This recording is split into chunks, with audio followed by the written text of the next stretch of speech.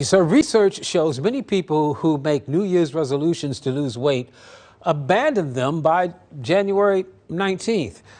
With that being said, Dr. Susan Albers is joining us now. She's going to talk about something called mindful eating, which is kind of interesting, or something else. It's also called psychobiotic diet.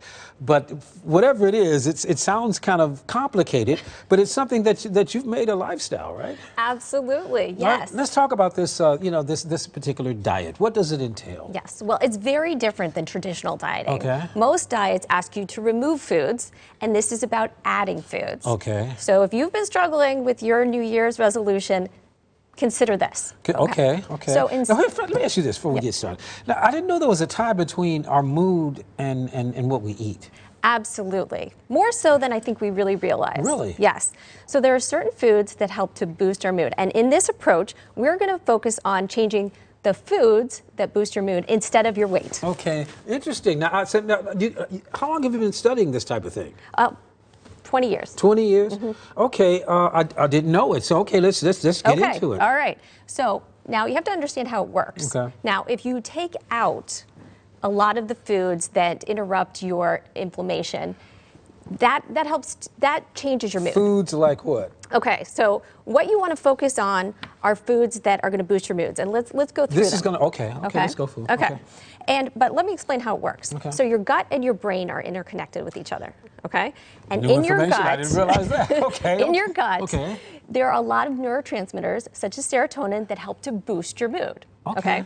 And, like chocolate, which is a bad thing. Oh well, we're going to that's go not all in of there. these foods right here. All right. And so those foods that foster the growth of neurotransmitters help to make you happier. And if you're happier, then you eat less, you eat healthier, and you reduce emotional eating. So if you just take out emotional eating and put this in place, you're bound to lose weight. Okay, so here we go. Okay. So in this particular study, for 4 weeks, people ate this diet.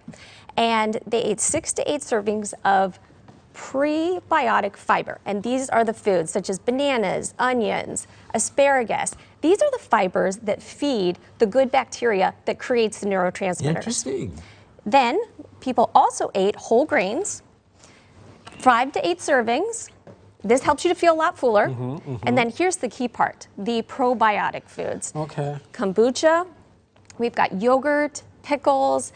These are the foods that contain the good bacteria that you need to create the neurotransmitters. That's a lot of information. I mean, I break that down. How can I apply this to my life? I mean, what should I do? So instead of removing foods from your diet, we struggle with that. Just add this stuff. Add these things and you can instead. still eat whatever you've been eating before?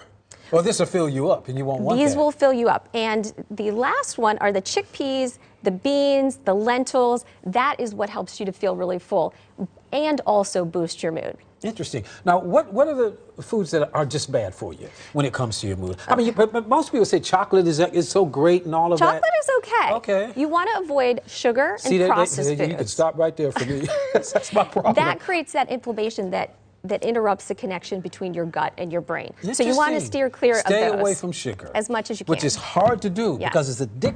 But a little bit is okay. I believe in mindful eating, and I write all about mindful eating, which is just being more aware of how you eat. Okay.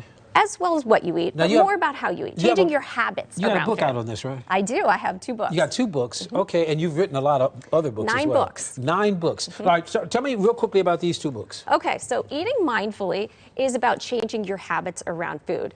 It's not a diet. There are no menus or recipes. Is that it's more a bad about word? how. Diets. I kind of think it. Yeah. Yeah, I steer clear of the word diet. Right, because that's about restriction. Right. And it causes a lot of frustration, and it's very difficult. Okay, it's a lifestyle change. Lifestyle changes. Okay. My other book is 50 Ways to Soothe Yourself Without Food. And here's where we all do a lot of emotional eating. We eat when we're bored, we're anxious, we're stressed. True. And that's I'm a nibbler. I mean, I'm a muncher all day long. That's a problem, isn't it? Grazing on food, absolutely. What'd you call it? Grazing? Grazing on food. I'm a grazer. Well, thank you. Good information. Thank you very much. Susan, God bless you. Thank you. You're doing a wonderful thing, and it's always good to have you on the show. I appreciate it. You enlighten me, but I like all this stuff, so that's a good thing. Yes. And the wheat, that's good too. Eat, drink, and and the be oats mindful. are good too. All right, think about it.